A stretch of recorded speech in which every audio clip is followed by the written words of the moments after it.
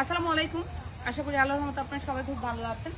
আমি এই মুহূর্তে আছি ঝিনাইদহ জেলার কালীগঞ্জ উপজেলার মল্লিকপুর গ্রামে। এটা এশিয়ার বৃহত্তম বটবৃক্ষ হিসাবে এই মুহূর্তে পরিচিত আছে।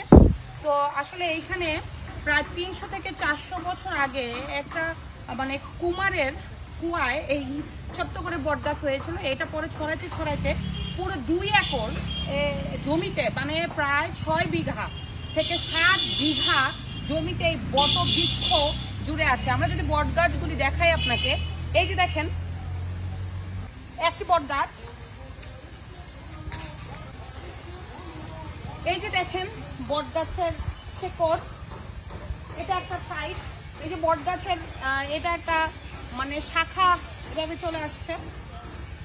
তারপর আরো দেখাই আপনাকে, এই যে এদিকে আছে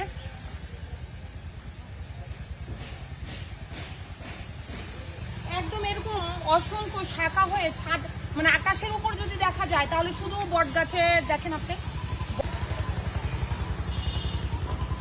আকাশটা দেখাও,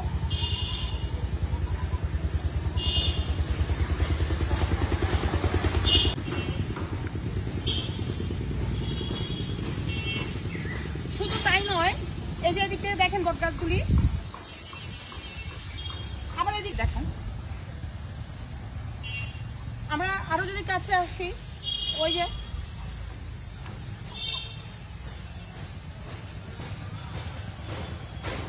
এটা কিন্তু এশিয়ার বৃহত্তম বটবৃক্ষ হিসাবে পরিচিত আছে।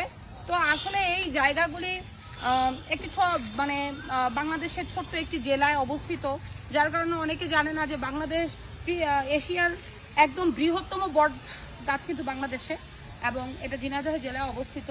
তো আমরা যেহেতু আসছি, আমার কাছে মনে হয় যে এগুলি ঐতিহাসিক স্থান, যেগুলি সাধারণ মানুষ আসলে জানে না অনেক জায়গা থেকে। তো আমার কাছে মনে হয় যদি এগুলি সাধারণ মানুষের কাছে তুলে ধরা হয় তাহলে আসলে বাংলাদেশ সম্বন্ধে জানলো অনেকেই, এবং এক জেলার খবর তারেক জেলা জানলো, এবং দেশে বিদেশে এগুলি যদি ছড়িয়ে যায় তাহলে বাংলাদেশের ঐতিহ্যগুলি সম্বন্ধে মানুষ ধারণা রাখবে। তো এই জন্যই আসলে আমি যেখানেই যাই চেষ্টা করি ছোটোখাটো ভিডিও করে এগুলি মানুষের মধ্যে ছড়িয়ে দেওয়ার জন্য।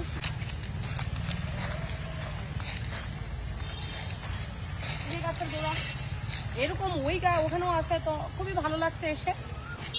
ধন্যবাদ।